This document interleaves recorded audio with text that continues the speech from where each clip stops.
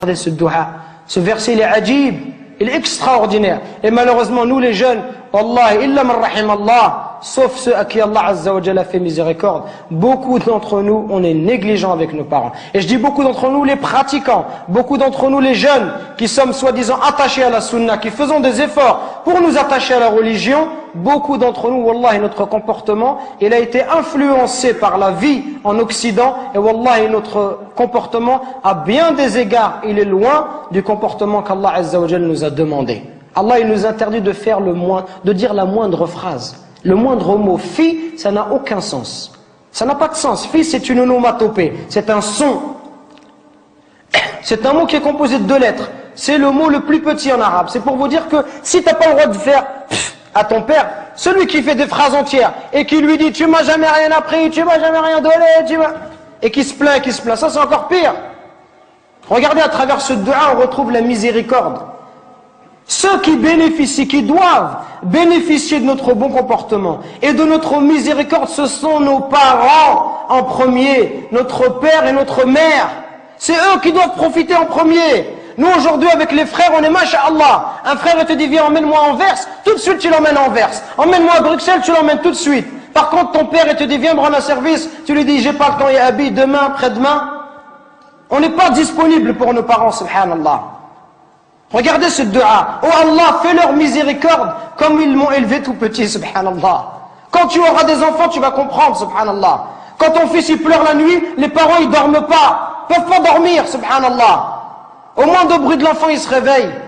Les parents ils sont capables de se priver pour donner à leurs enfants.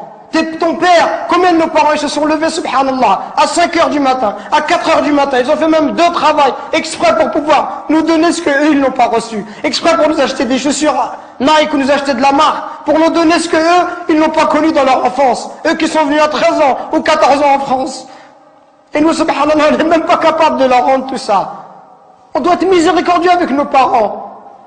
On doit les aimer, leur montrer de l'amour. Quand ils sont vieux, on doit être auprès d'eux, leur accorder du temps. Mais nous, quand on est marié, on préfère notre femme, on préfère nos enfants.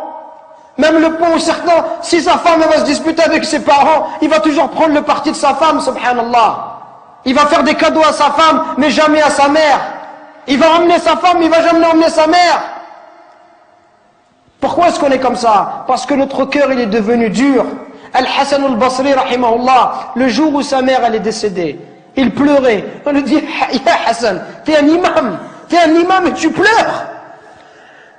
Comment est-ce que tu peux pleurer? Il dit, je ne pleure pas parce qu'ils sont décédés. Je pleure parce qu'une des portes du paradis s'est fermée.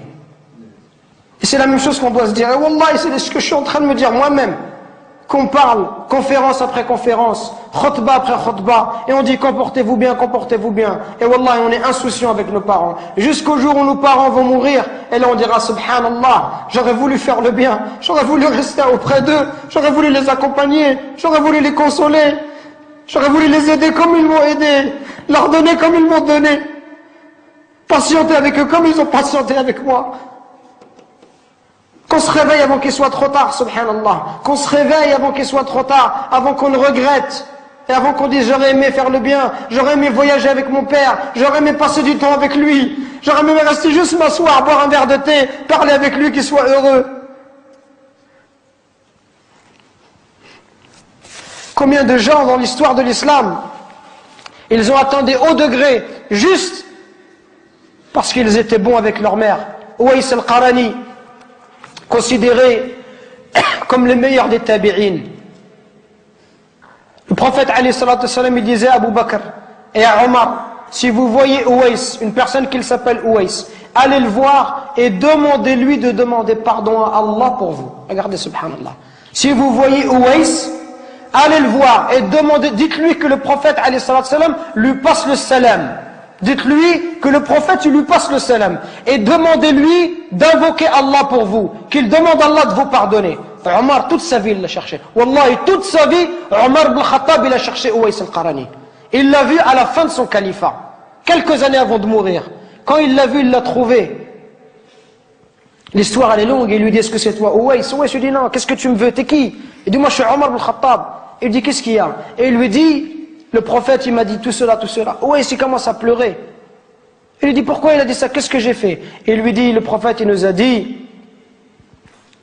Si on te voit que tu demandes pardon à Allah, et que tu avais la peste et que tu as été guéri, excepté la taille d'une pièce dans ton dos, parce que tu avais une mère et que tu as été bon envers elle.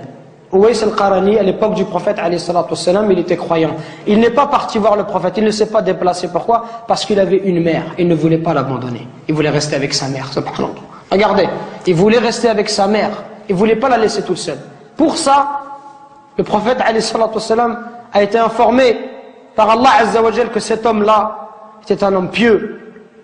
Et Omar, il est parti le voir et il lui a dit, et Uwais, il lui a dit, moi je vais demander pardon pour toi. Toi tu es Omar ibn Khattab, je vais demander pardon à Allah pour toi. Il lui dit, oui, tu demanderas pardon à Allah pour moi. Pour vous montrer la valeur des parents. Parce qu'il passe du temps. Aujourd'hui, combien de temps se passe? Peut-être qu'on va pas voir nos parents.